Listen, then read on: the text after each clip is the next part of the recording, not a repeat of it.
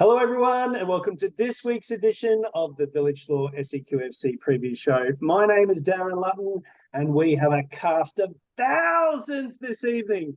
The World Cup is over, and now everyone has come back to be on the show. It's good stuff. So we've got our regulars back. We've got Lliam Parslow. G'day, Yes. Lliam. Everybody, how are you? It's good. Mate, I Back. absolutely shafted you on the weekend. With our tipping competition, there was one person that was going to be the lucky winner. Your name got drawn. Oh, yeah. And I went, It's nah. only fair. It's only fair. Ditch the went, admin nah. guy.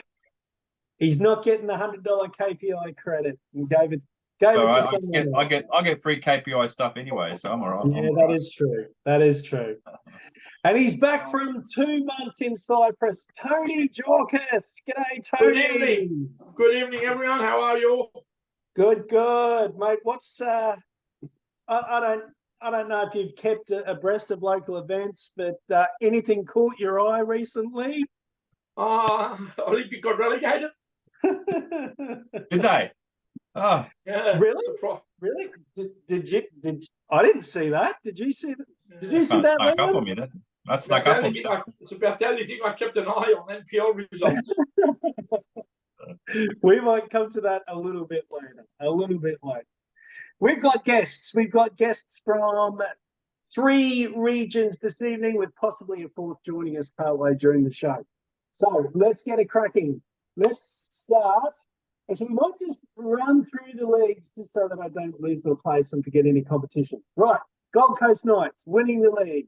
Moreton Bay United 2nd, Gold Coast United 3rd, Lions in 4th, and it's all coming down to this final round with potentially 3 clubs that could sneak their way into 4th place. So Lions are on 33, Brisbane City are on 32, Peninsula Power on 31, Rochedale Rovers on 30. What a turnaround. And incidentally, Sunny Coast Wanderers on 28. Considering where they were, just amazing effort from Peninsula, Rochedale and the Sunny Coast. Lliam, have you got this weekend's fixtures up there at all? You normally do.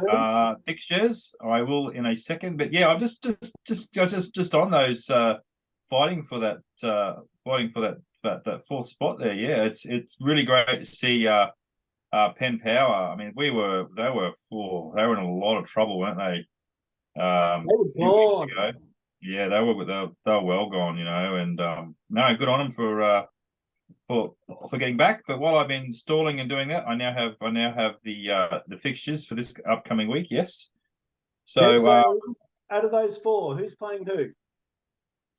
Okay, Rochedale are playing Knights. Penn Power are playing Redlands. Brisbane City are playing Gold Coast United. And Lions have got. Lions have got Moreton Bay. So there's a pretty tough lineup actually. Oh, geez, look, I'd like to see Rochedale get up there, to get in that final in that final 4. Just something different. You know what I mean? It'd be nice an amazing turnaround if they could. Yeah. Next. Yeah. So we'll leave it at that. We'll leave that as the chat about that league. Let's move on now to the what do we got there? Where's the FQPL? The NPL women. There we go. Lions on top, East in 2nd, Peninsula Power in 3rd. Now we've got one more round of fixtures to go again. East and Peninsula Power fighting it out for 2nd place. Gold Coast United safely in 4th. Olympic and Capella Bar relegated. So everything's pretty secure in that competition. Liam, do you have fixtures up? Who are East and Peninsula Power playing? East is just. Are we talking about the MPLW? MPL women, yes. Okay, yeah. Okay, so East are playing Capella Bar, and who else did you say? Peninsula Power. Penn Power got Gold Coast United. Right. So Capella Bar in last place. You'd have to think that East could hang on to 2nd place there. Yeah, you All think right. So. Let's move on to the FQPL 1. Yep. This is going to be juicy. This one, I reckon. So Now, Surfers Paradise Apollo have secured the league. Wynnum Wolves in second place. mhm. And Logan Lightning in third, just 2 points behind. Wynnum Wolves had secured promotion a week ago. There was nothing. There was no big. Oh, have they? Well, Well, no. Well, Logan, they no, just Logan, about have, had, but I think Logan, have, results, Logan still might come over the top of them. they can, yes. So Yeah, that yeah. last promotion place is still up for grabs. Yes, and also too, interesting for the final spot too. You got Strikers Thunder who have just thundered on home. This the second half of the season. They've done unbelievable, and Pride. So, oh no, no, maybe not. Maybe. Well, we'll see what happens. We still have So, 2 weeks in this competition, don't we? yeah. So But that's gonna be interesting league next year. Sorry, Darren. So Surfers Paradise Apollo still could blow it. Oh, I wouldn't have thought so. I They're 4 know. points ahead. Yeah, There's well, 6 how points many? left to play for. Yeah, I mean, there's still 2 rounds to go. So yeah, it's still highly possible that they might get second, but I don't think so. I think I'll follow a hose. But it'd be interesting with that Logan one, Logan and Wolves, and for the final playoff spot there, final spot too between those 3 clubs. So so Pride have actually got to play Strikers. I think no, not this weekend, on the 3rd, September 3rd. Next weekend. Oh, that's not right. Hang on. Let's move Excuse me. on before we Squatty, get ourselves in any trouble, shall we? Squatty is weird. Squatty has round 21 being in September and round 22 being in August. So it's stuffed me up. But okay, so Pride has still got to play Thunder and they still got to play Strikers. So they still got to play those two teams that are fighting it out for the final. So that's going to be an interesting finish to the season, that one. Yeah. All right. Let's bring our first guest into the show. Let's move on to the FQPL2. Tonight we've got Glen Volker with us. G'day, Glen. G'day. How you going, Darren? Good. Great to have you with us. Now, let's talk. Last time we spoke to you was coming into last year's grand final. 2 years ago. You maintained your form this year. You're in third place. Now, your fixtures are done. It's finals now, isn't it? Yep. That was 2 years ago. Was it 2 years ago? Yep. Wow. Holy dooly. Wow. Yeah, but the famous that was against Caboolture, wasn't it? Was that the one? Yeah. Yeah. A famous victory against Caboolture. There you go. Oh. All right. Yeah, last season wasn't so great, but this season's been good. So we're done with the rounds now. It's finals time, isn't it? Yeah. It's okay. Are you happy with third place?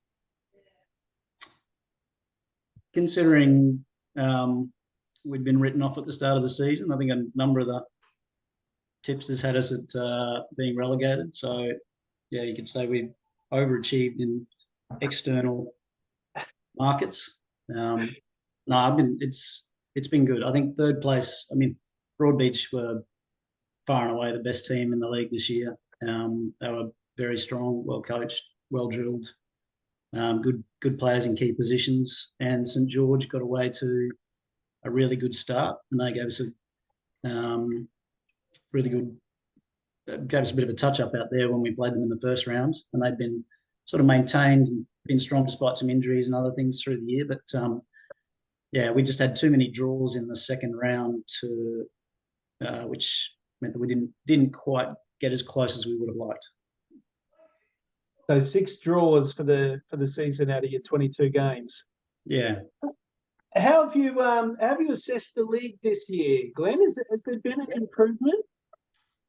Yeah, look, I think it's settled after the first couple of years. I think the first year there was, the top half of the league was, I think, quite strong, but probably below that there wasn't as much depth in the squads there. Last year it sort of was a very interrupted season with rain and COVID everything else hitting. I think it was difficult to get a real read on it because, every week you were either missing training or had players sitting out and that sort of thing. So it was hard across the leagues, I think. But they sort of settled in to an extent.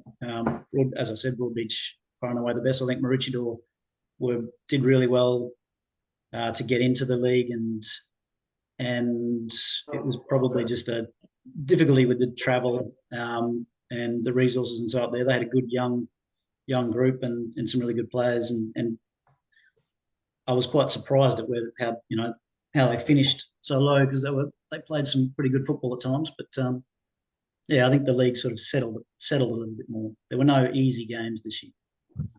Yeah, Maroochydore actually finished up with 4 wins and 4 draws. So and their goal difference is -28. So for a team that's been relegated, that's there's a lot worse in other competitions, isn't there? Yeah, there is. I think it was again a youngish squad. It was difficult for them to get a 23s group together a lot of weeks when they were playing away from home, by all reports. And so if they missed a couple of their key first teams, it was difficult to have that depth to really push and stay in the league. But they battled on gamely, and I think they got a draw against St George on the weekend, I think. So they weren't an easy team, but did well. And the big talk is that sorry, Lliam, the big talk is that I was South just going to say. Yeah, I was just going to say about South United. Yeah, I mean they were pretty much bottom of the ladder most of the season, weren't they? And then just the last few games they just managed to pull a few things out there. So good on them. Joey Fennick miracle, was it again? It was, no. Thought they were gone weeks ago. So good on them. Yeah, that win in the last round just jumped them 2 spots. There were a number of us that were watching that the live draw there, and or the live ladder, and it was. I think there was quite a few times throughout that time there where there was teams coming up and teams that were going down, and it's good on South for pulling that out at the end though. Yeah. So yes, South's United joy is North Lakes United's pain as they get relegated back to the FQPL 3 competition. Glen, you've got Magic United in the first week of the semis. That's how it works, isn't it? 1v2, 1v2, 3v4? No, 1v4, 2v3. Done your research here, Darren. Yes. Mate, this is my year. Been my year for research. We're playing out at St George's Park. It's at Willawong on Saturday week. Right. So you've got a week off, have you? Yeah. How does that sit with you? You're comfortable with that? No, I usually don't enjoy the week off before the finals. In a lot of respects, I think if you've got momentum going in, it can be that danger of losing the momentum. But then it also gives you time. This stage of the season, some players need to freshen up a little bit. We've had some injuries and some absentees and so on. So it does. On the other hand, it gives us that extra week to just get a few of those guys back in contention to hopefully have a pretty full squad to choose from for the game. So 6 of one, half a dozen the other, I think. And at this stage, the group of guys that we've got together this year are a really tight knit group. They're really keen for the finals. We've had some really good injection of some youth coming through and some experienced players who are right up for it. So I think it's not a terrible thing for us, but I usually am not a big fan of it. I was going to ask you about your squad there, Glen, and excuse my ignorance again. Is Thistle a club that are just relying on their juniors? You've got long-standing players that are there through thick and thin, or have you brought a few in this year? We only really brought in to the first squad. We brought in probably 3 or 4 players, of which one left partway through the season. Didn't quite gel with the squad. In our 23s, we had a number of players, some really good young players from last year, but some others that came back to the club who'd been juniors at the club and had come back from elsewhere, who really added enthusiasm and depth to the squad. So we sort of, the core of the squad is actually the squad that we put together that 2 seasons ago for that first FQPL2 league. We've got the core there, and the guys that have now got sort of 3 seasons of, or close to 3 seasons of first team football in them are, you know, the core of them are 20, 22, 23 who have really come on with some of those senior guys around them, like Mitch Bevan and Josh Ahern, obviously Matt Hornby for the last couple of years, Guy Bimrose, Ollie Bailey. You know, those are the guys that have been at the club for prior to me, and you know, Grange through and through, and then these other young guys that came through a couple of years ago, and then some more of the juniors coming through. Like there were, I think, 4 or 5 of our under-18s team, because I ended up doing the under-18s as well as the seniors last year with Scotty Hawkins, and it was a big year. But 4 or 5 of those guys have got runs in the first team this year, and have really stood up when they've been given that opportunity. So it's been really, really good to see that. Yeah. And just finally, Glenn, is there any, I'm sure that you feel the internal pressure, but is there any club pressure to get out of this league? I don't know. I don't listen to the club. Look, no, that's not true. The board, the exec have been really supportive over the last couple of years. I think going into FQPL2, there were changes with the club, like the infrastructure and some of the building going on there, looking at getting some extra training fields, because we do struggle, like many clubs, with field space and usage. So I think those things have been ticking along. Our women's program has come along really well, as well, with Brooke there, and the girls are there, and both of those teams are in the finals this year in FQPL2. So I think it's been a building couple of years. I think we would like to test ourselves in FQPL1, but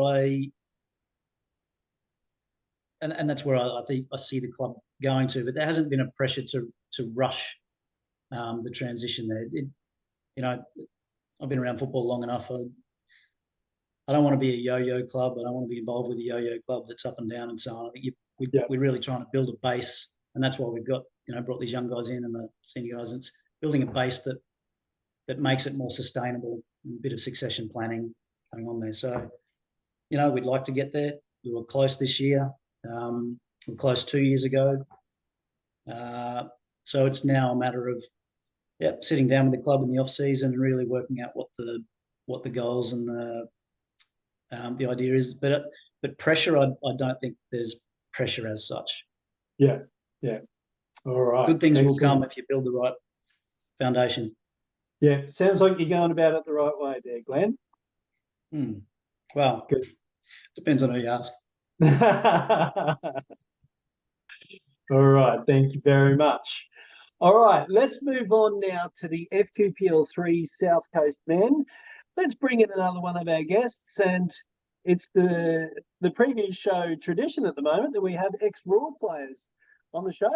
We've got none other than Henrique with us. G'day, Henrique. Hey, Darren. Hi, everyone. How you all doing? Oh, good. Great to have you with us. I always feel like calling you Ricky. Feel free to it. All right, we're best mates now. Good stuff. Now, tell us about the club. In that very competition that we were just talking about, got relegated back to the FQPL3 South Coast men. How's the transition been for the club? Look, it's obviously we would love to have stayed in FQPL2, but obviously we also understand that the club's transitioning to become a really strong junior club. Those things will happen eventually when we sort of enter into the FQPL2 was more to challenge yourself and to take the opportunity that was presented to the club. But obviously, since 4 years ago, when all of us came to the club, and I mean, myself and the new board, we sort of made the plan to become a really strong junior. And if you're looking back 4 years where we were and where we are right now in terms of juniors, we can actually say that we've done really well.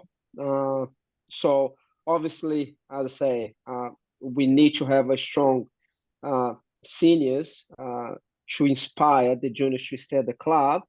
But we also recognize that we need to play in a league where we can handle ourselves and give it a good goal for the young players that are coming through right now. And I believe that FQPL3, it's the right place for us to challenge ourselves and to give a good platform for the new generation that are coming into the club. So I guess, obviously, we would love to compete in every competition. This year, we're struggling a little bit in terms of seniors.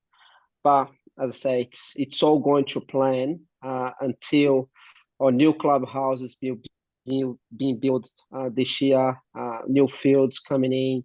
As I say, strong juniors are coming through it. And another year or so, you're going to see a really, really strong Coomera seniors made by young players from Coomera. Did you find that the relegation that you lost players? Did you have players come back? How was your squad transitioning? Oh, look, depends. And again, we are a club that we would love to have and like to have loyal players. What I mean by that is players that are not just going to come in and play for a club for whatever reason. We want to have players at the club that will inspire the young players, come and watch them, will help them in terms of coaching as well. We've got a philosophy that we would love our senior players to also have a coaching role at the club. As I say, it's a community club, and that's how it should be or could be. Seniors helping junior players transition to play senior football, and that's our philosophy. So in terms of losing players, yeah, there was players that actually wanna challenge themselves, or for any other reason wanna leave the club. So be it. So we move on. The club is bigger than anyone, and will be there forever. We just want to give the platform for Coomera kids to play in a higher level. What the higher level will be, we'll see in a few years' time. And of course, in the FQPL3, we're into the final week of the league. Southport have a 3-point lead over Robina. Robina's goal difference is absolutely through the roof. So if Southport lose, Robina win, Robina are going to be the premiers. What have you made of the league this year? What have you made of Southport? Oh, look, it's going to be a very interesting last round. I can say that. All eyes will be in those two games. Both clubs had a really strong squad, and that's why they are where they are, competing until the last round. So I'll be watching the game and see whoever's win and win the premiership. Deserved, because those two clubs actually was head and shoulders above anyone else. So I guess for those people that are really going to follow those clubs, it's going to be a very interesting last round. Both clubs will take tough opponents, and the best will win. Do you think Southport can get a point at least? Oh, look, yeah, as I say, in football, anything can happen. As I say, both clubs, Southport and Robina, have been playing really well throughout the year. And comes down to the last round. So, if they perform well, yeah, they can get a win or a draw. So Robina, it's going to come down to the last round and whoever is up to it. And who are the Colts playing this weekend? Yeah, so we play at home against Tweed. So our last game. Actually, we don't play for relegation or for promotion or for playoffs or anything. It's just another opportunity for our players to go out there and display a good performance and look into the new year. Another opportunity for our juniors to come and watch the seniors as well. So it should be a good last round for us at home. Well, you've certainly got some motivated opponents if you're playing Tweed. They're in the relegation zone. They're 1 point behind Moolumbar. A win potentially gets them out of the drop zone. Moolumbar's goal difference is -40, as is Tweed United. So they've got everything to play for. That's going to be tricky for you. Correct. And I would say, as much as I say, we don't play for promotion relegation, but as I said before, we are desperate to finish the season with a very good performance, a very good display, in particular because we're going to have a massive, big round for juniors at home as well. So I would say all of our juniors will stay behind to watch the seniors. We have a full day schedule on Saturday. So it's a massive responsibility for seniors. They not just go out there and have a kickabout. They have to go and perform because our juniors will be there watch them play. Yeah, it should be fascinating. Now, we've seen that Pimpama have formed a club in the past couple of years. Well, they're reasonably close to you guys. Have they had an impact on numbers at your club? Have they been pulling players away from Coomera? I guess that's a different approach. As I said, our focus is more on developing players. We definitely want to developing professional footballers, and that was the goal since day one. Not giving away or not leaving the community side apart. We still have community. We fully support our community, but we are developing club. So as I say, Pimpama just having built a club just beside us. It's just again, it's a community club where we fully support. We don't want to take players from anywhere. And as I say, if people live around here and want to just play for the community, yes, we are happy for them to go to Pimpama, close to home. As I say, it's a community club. We are all together in the same way. But if they really want to aspire to become a professional footballer, I would say they definitely need to come to Coomera because we do have a good foundation for the players. Very well said. Very well said.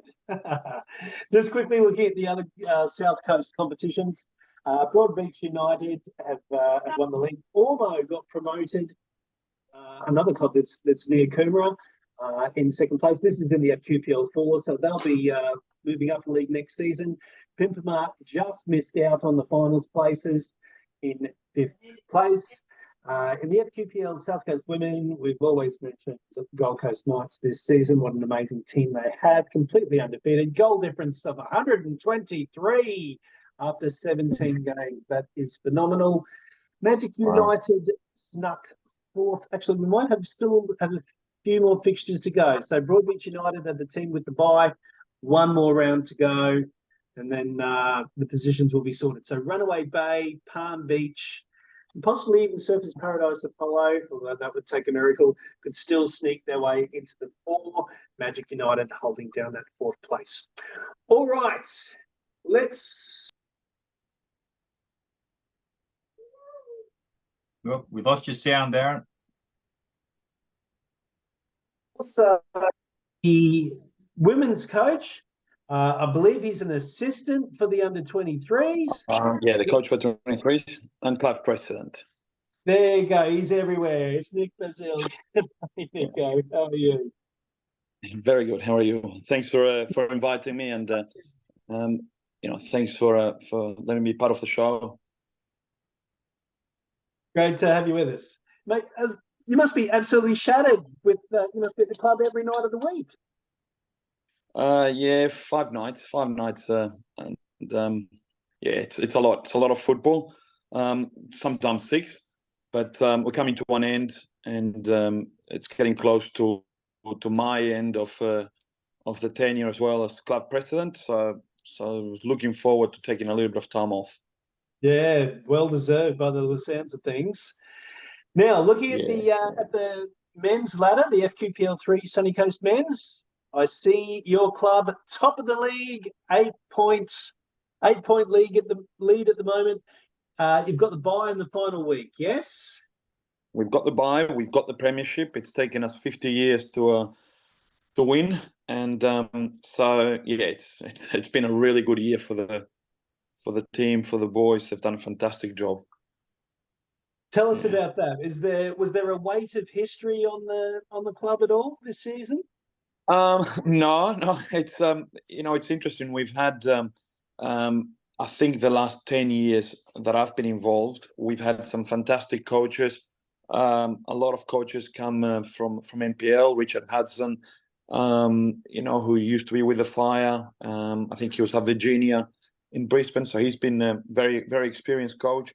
Had a lot of fantastic players, but halfway through the season, somehow Caloundra would sort of go from top of the table to slowly drift towards mid-table, or sort of just make finals. This year, despite all the massive challenges that we've had, and we've had a lot of them, Trent Kelly, the head coach, has done a fantastic job keeping the boys focused. And we finished last week.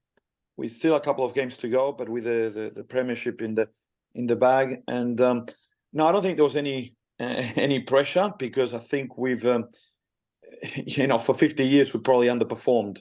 So there was never an expectation for us to win it, because I think many times before we were there, we should have had the premiership, and we let it go, and people sort of gave up on us winning it.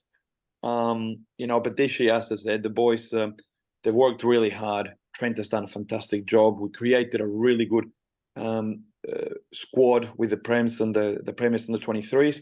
And, I think not only played some great football, they kept their discipline. And at the end of the season, we've got the Premiership. So we're very, very excited. And you've only sort of secured this in the past few weeks, haven't you? Because, I mean, I looked, maybe it was 4 or 5 weeks ago, Woombai were on top of the ladder. So you've stormed home to win it. The biggest issue we've had, I think, this year with the competition, we had a lot of scheduled washed out rounds. We had at Caloundra, we had early in the season, we had some issues with twice. We had issues with our light towers, and the first occasion a storm hit it and destroyed the wiring. And when the company came in to fix it, the week after, all the copper wiring got stolen from underground. So we had we couldn't host any home games for a number of weeks. And obviously those 2 games as well that had been started ended up being postponed. And so we had a few catch-up games towards the end of the season. And, I think Woombai as well, probably the wet weather, not that we had any rain, but, the scheduled wet weather rounds probably played a bit of damaged their campaign a little bit. They didn't play for a few weeks, and then all of a sudden they lost their rhythm as well. So we sort of maintained the momentum and probably picked it up a little bit more at the end of the season, and Woombai sort of dropped it a little bit, and probably lost 2 or 3 games on the trot, and that sort of put us back in contention to win it without even having to play a game about 2 weeks ago. So yeah, look, it's hard to celebrate when you watch your main rival Kawana beat Woombai and hand you the premiership. But we had a bit of celebrating, and then last Tuesday I think we played Badram, we played the Wanderers, and the boys won. I think it was 4-1 over there, and that's when we really celebrated. But as I said, the team has done fantastic. They've played some great football. I think we had no red cards, which is an absolute miracle for for our team. You know, it's never happened before. So that you know, it's. But you know, of course, that's credit to the coaches and the players who have come back and they've been very mature. We've got a lot of young kids in the 23s, mostly 18-year-olds or 17-year-old boys. They're in the semi-finals as well, and the Premier men, you know, they've worked really hard nurturing the young fellas. So it's been a really good year. I've thoroughly enjoyed coaching the men's side. Good stuff. Now, before we get to the women's team, of course, the fact that you've won the league means that you're in the promotion place. Are you going to accept that promotion and play FQPL2 next season? No. Look, you know, we've spoken about it, and I think perhaps on the back of Maroochydore, and you know, they had a very strong senior team and 23s last year, and then moving into the FQPL2 with everything, with the facilities, with the resources, they struggled. You know, while they play good football, they've got some fantastic coaches, a lot of talented players. They did struggle.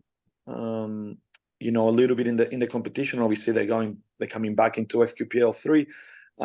But I think on the back of just winning our first premiership for 50 years, I think not that we were expecting to win it again, but I think we need to be dominant in our league before we should be stepping up into the other one and challenging that division. I think if we were to jump up, I think very quickly we would find ourselves back into third division.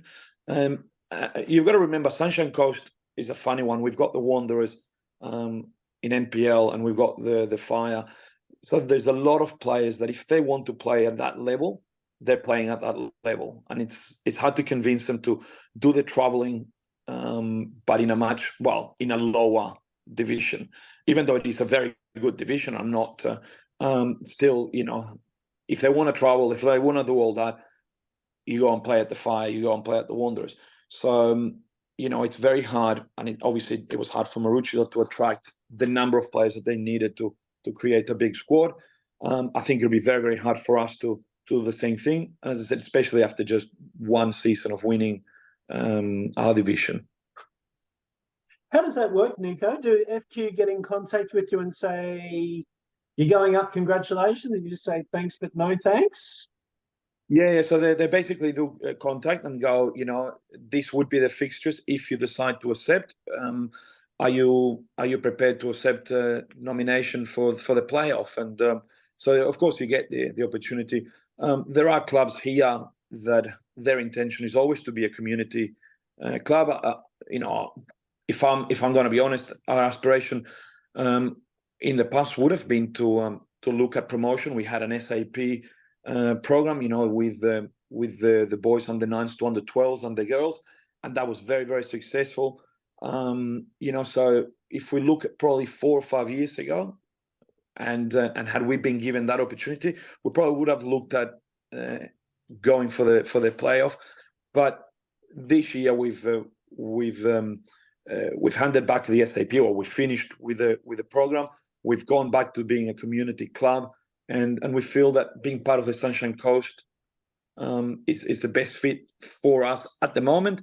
In the near future, in the next couple of years, we will be relocating to a new facility, and we possibly will be looking at sharing that facility with the Wanderers. You know, and if that is going to happen, I think we need to remain a strong community club, building the players, feeding them back into NPL. We've got a lot of our kids that go and play for the Wanderers and for the Fire, and we're very proud of that. So it's hard then to sort of look at our senior program and asking or challenging to be promoted. And you know, of course, Football Queensland give you the opportunity to seek that, and then if even after winning it, you can of course turn it down and stay in your competition. All right. And it looks that if you do play the finals, it's 1v4, isn't it? No. So it should be 1 versus 2 is the first round. Yeah. So I'm not sure how it's done everywhere else. I know how. So we do 1 versus 2. The winner goes to the straight to the finals. 3 versus 4. The winner of that plays the loser of 1 versus 2 in the prelim finals. and then obviously you get the winner of 1 versus 2 grand final at the stadium at Stockland, and the winner of 3 versus 4 and whatever of 1v2. Yeah, so that you get by coming first. Obviously, we get 2 bites at the cherry. We want to make sure that we sit comfortable and win and jump straight into, especially considering we're going to be receiving the trophy that round. I think it'll be fantastic for the boys to and we're playing at home, so it'll be fantastic for the boys to turn up and put on a really good show and win, book the place in the grand final, and pick up the premiership trophy on the same night. That's when we're really going to party. All right. Let's move on to the FQPL 3 Sunshine Coast Women's Competition and a dramatic final day. BG's Bila Glasshouse jumped Maroochydore on the final round of fixtures to win the premiership. Yeah. Look, a good competition. It was. Biwa at the start of the year, we're looking at possibly not having a team. They've got an amazing coach with Amy. She's a lovely person, and it's a great goalkeeper as well. But decided this year to look at coaching the Biwa team and put it together very, very quickly. But they've played some great football. They're a great bunch of ladies, and they deserve the premiership. So congratulations to them. And of course, very shattering there for Maroochydore to have missed out. In second place, Noosa Lions in third, and Woombye making up the fourth place. So out of those 4, who do you fancy to win the grand final, Nico? Look, Noosa will be a good team, and they've got some young players. I think Noosa could, but it's tough to go past Biwa. They've got Mel Weckert, she's just an absolute weapon. She can hit it from anywhere. So they've got some experienced players. They're a great bunch. The friendship there as a group, you can see that is really, really strong. But yeah, I would like to. I think Noosa will be really strong as well. And last year Maroochydore sort of snuck in and won it, and so they could be the. I would say Biwa would have to win it. They're very strong and very rounded. Yeah. And a quick shout out about your team this season. Yeah, look, tough year for us. Last year we were playing finals football and then sort of just missed out by 1 goal to get into the grand final. And we lost 1-0 to Maroochydore. This year was a little bit different. We lost a number of very important players, and and I think very inconsistent as well. We played some really good halves, and we dropped some points when we dominated. So at the end, I think last game we played, it was against the Fire. We were 2-1 down and looking like we were out, and turning around in the second half, played some great football, ended up winning 3-2, and it was a bit like it sort of summed up the season. Whenever the girls wanted to play good football, they and the pressure wasn't on, they played great football and won. Whenever the pressure was on, it's like they struggled a little bit. So maybe a bit too young and inexperienced this year, but hopefully we can just build and keep on getting stronger. Excellent. All right. Thank you for that chat, Nico. All right, let's quickly move on to the FQPL 3 Metro Men. The Metro Leagues, we don't have any guests this evening, so we'll just quickly run through the competitions and who's done what. Bayside Premiers, Pine Hill second, Virginia United third, Centenary Stormers just hung on to that fourth place. Acacia Ridge and Western Spirit are the teams that are going down. FQPL 3 Metro Women, Sanford Rangers are Premiers, we knew that. Springfield United second, Toowong third, Holland Park Hawks, Southside Eagles just missing out there. FQPL 4 Metro Men, we know that Brisbane Knights were winning, Springfield United in second, Carina hung on for third, Annalee snuck in for fourth place. You might have seen Queensland Football Culture with his little meme on that with Model and New Farm just missing out. FQPL 5 Metro Men, Yeronga Eagles. Is that done? Is that league done? It has to be done. Yes. Yeronga Eagles hanging on for the premiership on 43 points. They win it over Bardon Latrobe on goal difference. FC Aldridge in third. Kangaroo Point Rovers hanging on for fourth. FQPL 6 Metro Man, Braza, another club that have hung on the premiership on 45 points. I hope I've got this correct, and that's it. Braza are the premiers. Logan Village in second place. Logan Roos in third. That was one of our guests tonight who hasn't joined us. Going to have Logan Roos on the show. That's a shame. Park Ridge hanging on for the final semi-final position. Now, another guest that hasn't joined us this evening. Let's have a chat about the FQPL2 women. No, FQPL1 women. If I can find that competition. The order's a little bit cock-a-hoop tonight. Brisbane City, of course, the premiers. Now everything's gone everywhere. Southwest Queensland Thunder in second. Virginia United in third. Broadbeach United in fourth. FQPL 2 women. North Lakes United premiers. We knew that. Ipswich Knights hung on for second. Caboolture in third. Grange, Thistle, Glen, fourth place. You've mentioned that the girls had a good season this year. Yeah, they've done really well to get both squads into the finals. It's been good. Must create a good vibe at the club to have your top teams doing well. It does. Yeah, it was exciting going into last weekend with all teams vying. Our men's 23s missed out very narrowly, sort of did the job they had to, but unfortunately Broadbeach lost to North Star, their only loss of the season in the last round, to mean that our 23 men's missed out too. But the women's top side and 23s got through, and obviously the men's senior team. All right, let's quickly have a chat about the. Sorry, Liam. Just quickly, just a bit of a juicy tidbit coming up this weekend. If Western Pride can hold on to the second bottom place there for the playoff, they'll actually play Ipswich Knights for the playoff for that position for FQPL Women 1 for next season. So there'll be a bit of a local derby to see who stays in the top competition. That is, unless Moreton Bay United can get a result over Brisbane City. If Moreton Bay get a result over Brisbane City last round, then they jump Western Pride, and Western Pride are really relegated.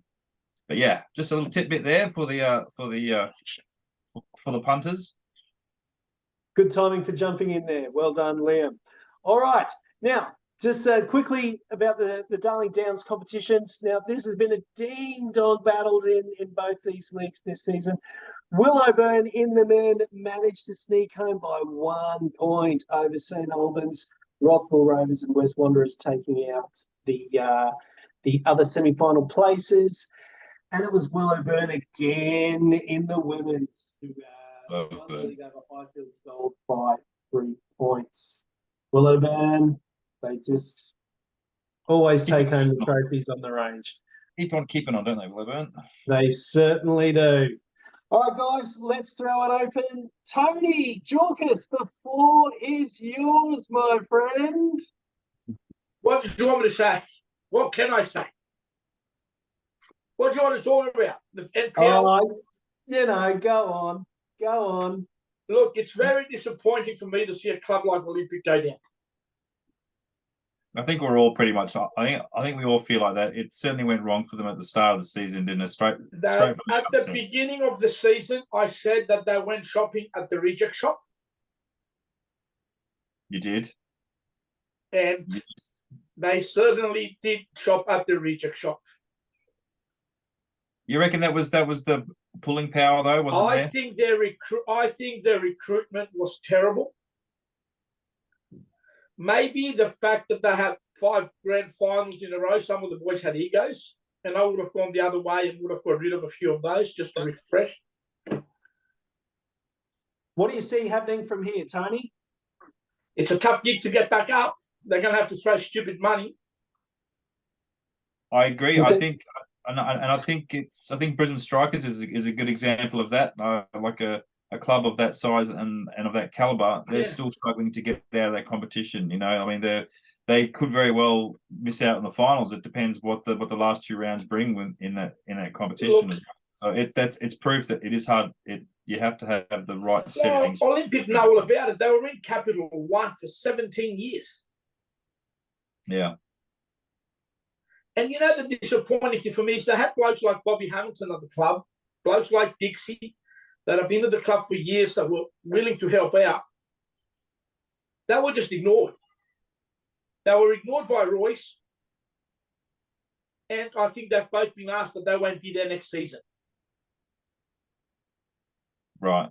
So their advice was ignored, or they weren't even asked. They were just ignored altogether. Bobby did Bobby did the 4 weeks that Royce, for some unknown reason, went overseas with his son in January. Yeah. And apart from that, that was the end of the session. So he's gone already. Dixie has already been told that his services won't be required for next season, so that he's out as well. So they're basically going to rebuild from scratch. And knowing what goes on in NPL 1, I don't think, unless you're paying big bucks, you're not going to get any big name players to come and play at that level. And look, and I think Strikers have proven that they've tried to bolster their stocks as well, and it hasn't worked out. Yeah. So I don't know. It's very disappointing. So look at the other end. Moreton Bay lost their coach, lost players, finished third. Oh, yeah. Had a brilliant year. That's right. So I think the previous 5 years at Olympic were the downfall. They didn't promote anyone. They had no plan B. They just had a stacked top team, made the grand finals, choked in all of them. I'm sorry for using that word choke. Richard Greer might be listening to this and he might spray me again tomorrow. So, and then I would have done a rebuild this year. I would have got rid of 5, 6 blokes that were in that year that have been in grand finals for 3 or 4 years and lost. I would have freshened it up. They freshened up with players that weren't up to that level. And then poor old Chris Grossman jumped onto the Titanic before he hit the iceberg.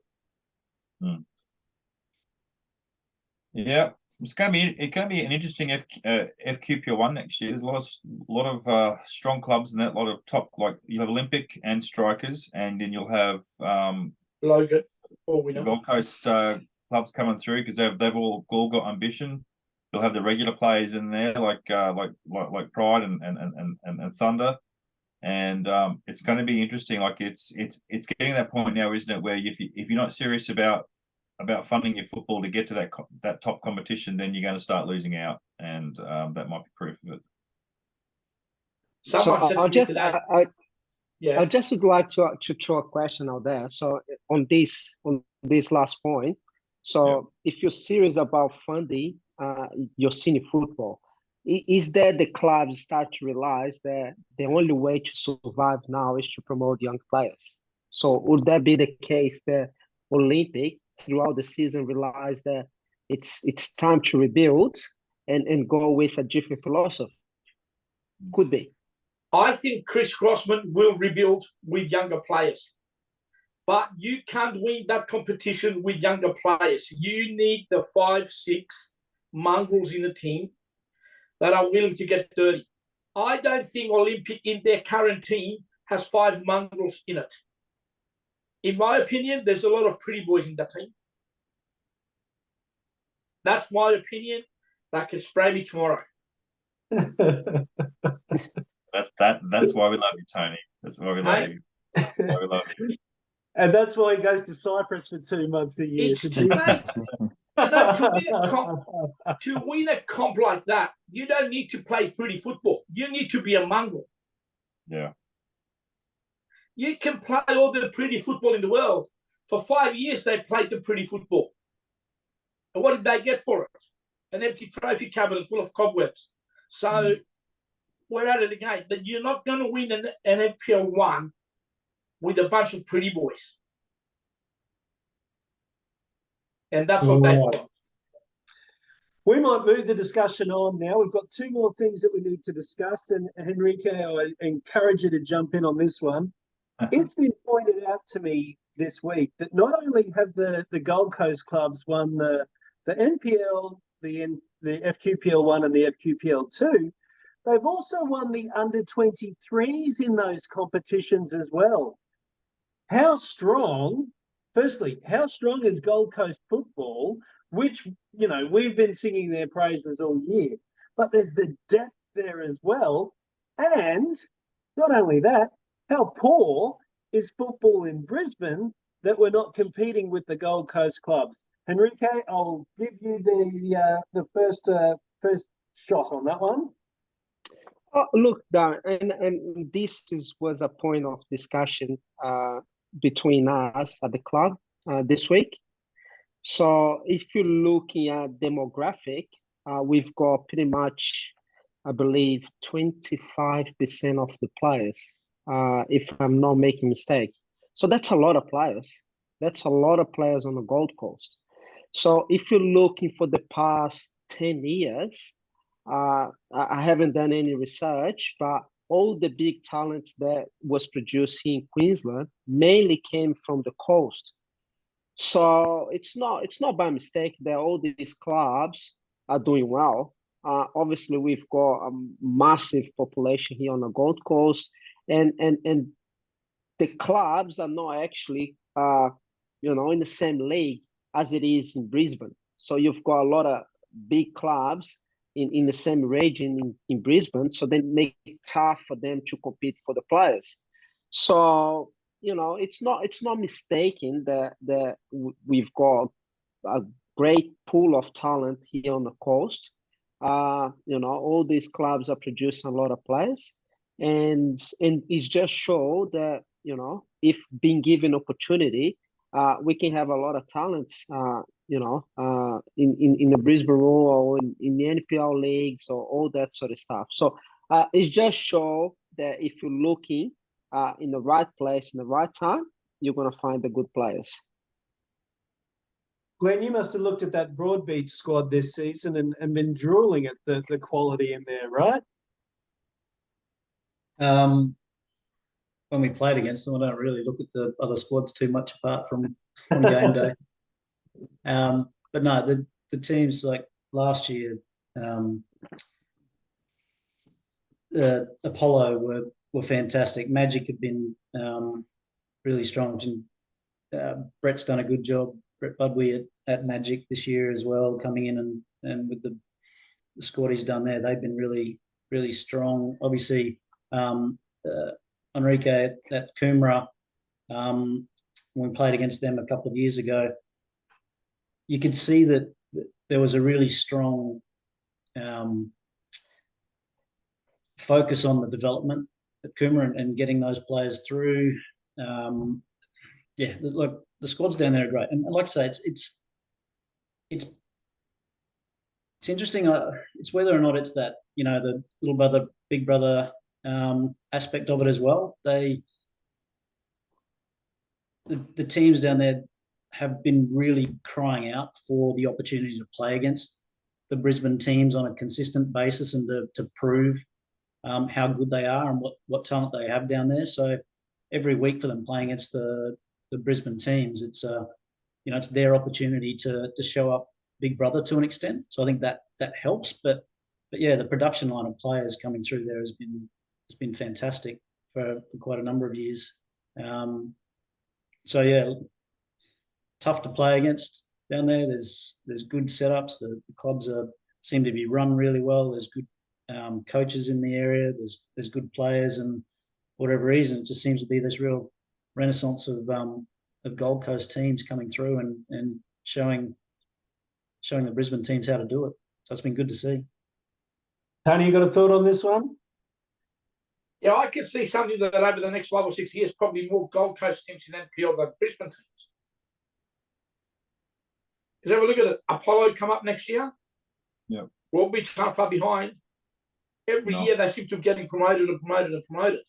So 5 or 6 years' time, it might be Peninsula Power and Lions, and what else is left? There you go. And Coomera. There you go. Young Henrique there will be doing the job. And 5 or 6 years' time, that'll give enough time for Caloundra to get up there too, right, Nico? Yeah, hopefully. That'll Be all ready right. by then. Yes, yeah. Things All are right, changing. Things are changing in the football world, aren't they?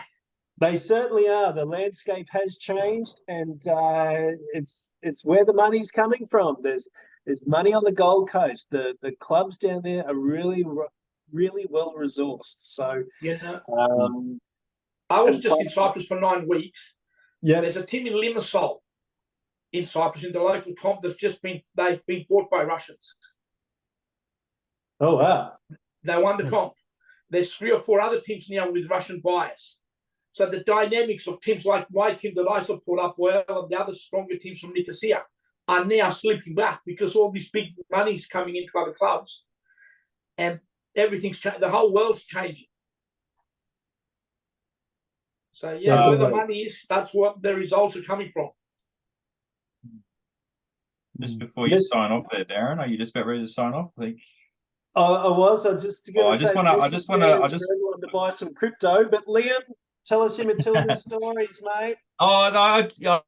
Look, great time going up and down the East Coast there, down to Melbourne and Sydney and all that, and some fantastic games. But I actually want to say something to Henrique here, and that is that you kicked the penalty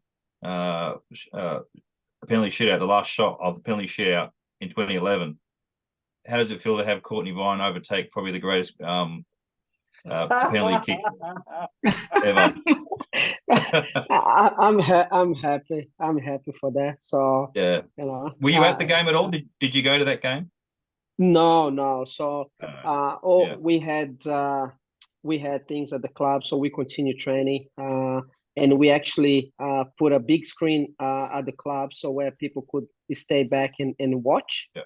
So no, unfortunately, I could not go up there. But so what's it like to have a full like Suncorp stadium just go off, being in the middle of the field like that? I mean, it must be an incredible feeling there, knowing what you did to have the crowd like that. I mean, Courtney Vine and the Matildas in that shootout, it'd be an incredible feeling.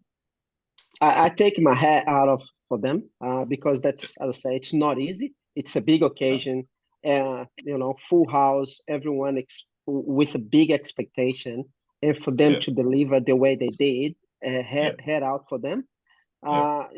Fantastic achievement for the Matildas and for football in general here in Australia, and not just for football. For the people, for them to see that we are capable to bring big events here to Australia. So I head out to everyone involved and all the supporters and everyone. Nice. I'm done now, Darren. Continue. You done? That's it? I'm done interjecting and interfering. The Ipswich ambassador for the World Cup. That's exactly right. Yeah, absolutely. Yep. Build the stadium, build it, and they will come. Just need the state government to pull their finger out. Sure. That's another one. I just had that discussion on the Raw Review podcast a couple of hours ago about how after now that the World Cup's finished, about how everything's going to be funded, and there's still a bit of we're still a bit cynical about how it's all going to go. That's probably a discussion for a whole other show. Yes, do you think they should build a statue of them of Matildas as a Suncorp? I think it's a nice gesture. Yeah. I think they need fourth, setting a precedent for every team that finishes fourth to get a statue. Henrique just said it himself. What they've done for the sport in the country, what they've done for the women's sport, what they've done to open people's eyes towards the funding, and I'm not denying that, but does a fourth place position deserve a statue at Suncorp? What they did deserves a statue at Suncorp, yes. Okay. Not so much the fourth position, but what they did. So if the broadcast finished fourth in the NRL, they'll ask for one too. Well, they've already got statues. They've already got Wally and everyone there. Yeah. Right. Yeah. I'm not going to say I think it's a nice gesture.